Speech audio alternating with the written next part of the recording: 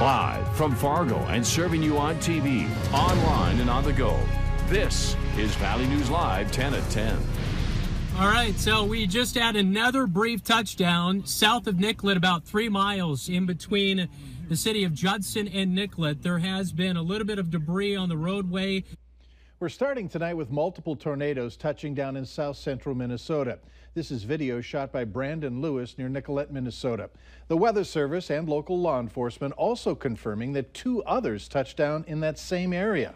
We didn't see anything severe in our area, just a gray and cloudy day full of steady rainfall. So is there any trouble heading our way? Let's check in right away with Chief Meteorologist Hutch Johnson for the latest. Hutch? Well, you two, we do have a storm that continues to spin through central and southern portions of Minnesota tonight, and that's where the active weather will continue. We still have remnant showers in our area, and they spread from the Roberts County area in South Dakota through Becker County and Beltrami County.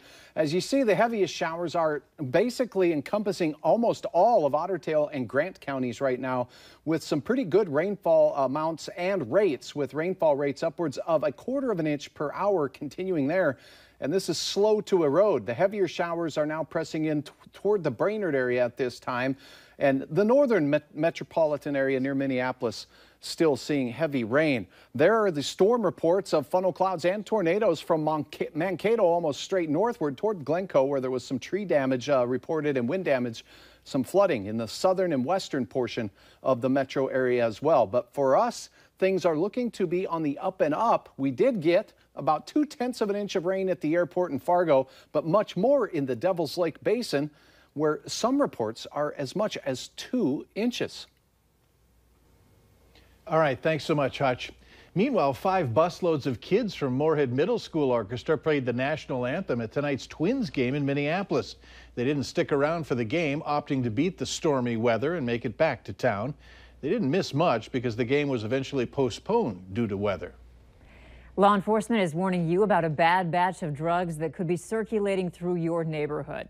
East Grand Forks police issued a statement after 3 overdoses occurred within 24 hours in the area that they believe are related.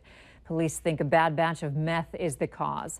Officers first learned of the problem after arresting a driver for a DWI.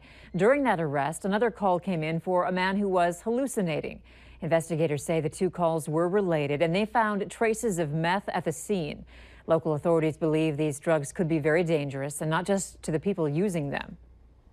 Well, the hallucinations is probably the scariest part, because when people do start having severe hallucinations, for example, the subject today that believed their throat was cut, there's no knowing what they may do when they're under the influence in that type of situation. It's not that any drugs, in our opinion, are safe, but these are taken it to a different level when you start having those hallucinations. You don't know how that person's going to respond.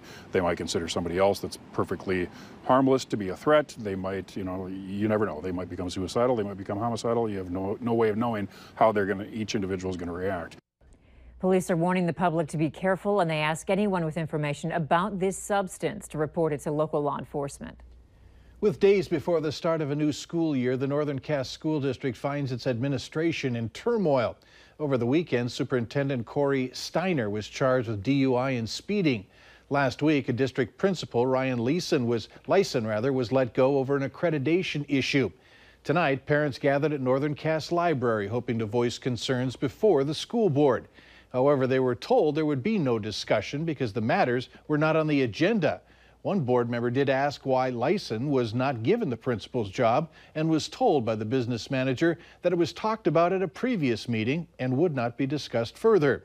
Then after the meeting, parents loudly questioned the board about Steiner's DUI charges. Parents saying that children as young as 1st grade were talking about the issue, and parents wanted to know what would be done. Parents were told that Dr. Steiner's charges could not be discussed during the meeting because it's a personnel issue.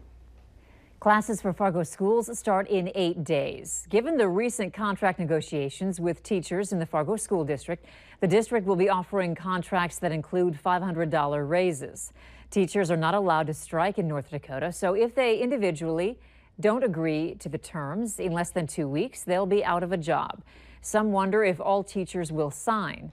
District Superintendent Jeff Schatz says he's not worried, adding that the district believes the school year will start and run as usual. Teachers can petition to reopen negotiations for next year's contracts around Thanksgiving. Investigators are still trying to find out what caused a semi to slam into two cars after it lost control on I-29 in South Fargo. All three vehicles were southbound on the interstate when the semi driver had to stop suddenly and veered off the road. One of the cars came to rest in a Sanford facility parking lot on 38th Street South. The truck hit a brick sign in front of the building, blocking off the street for a while. A child riding in one of the cars was treated for minor injuries, but no one else was hurt. The nephew of a pro-white activist says his uncle is planning a rally here in Fargo. We spoke with Peter Teft earlier this week after he returned from the events in Charlottesville, Virginia. Jacob Weber says Teft told him that he plans to organize a rally in October. Weber says if it happens, he wants large numbers of people to stand together in peaceful opposition.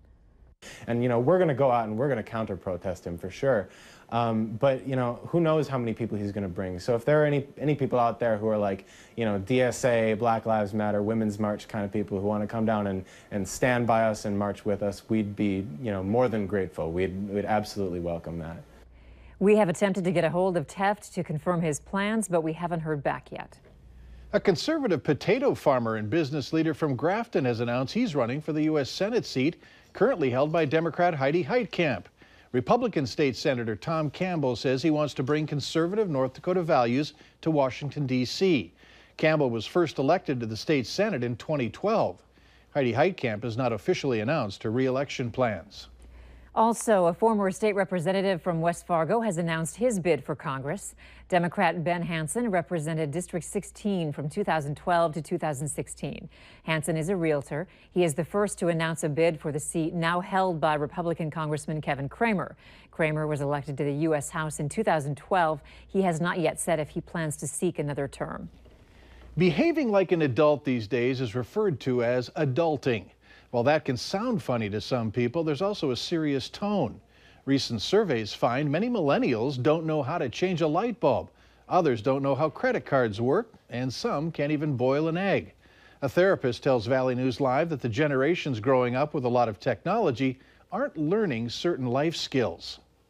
Oftentimes we just assume that they would naturally know how to do those things.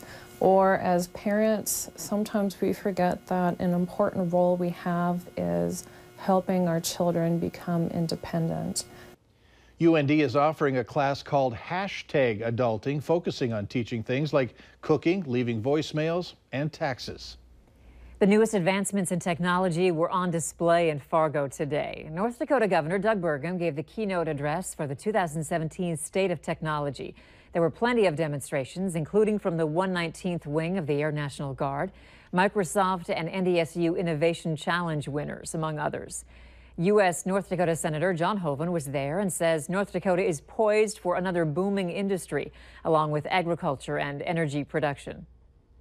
And so the third wave of job growth is this tech entrepreneurship, and it's these new jobs, this new economic activity driven by technology. That's what this is all about. Hoeven says this event is important because it brings some of the brightest entrepreneurs and tech visionaries from our community together and helps shine a light on their innovations that are changing the world.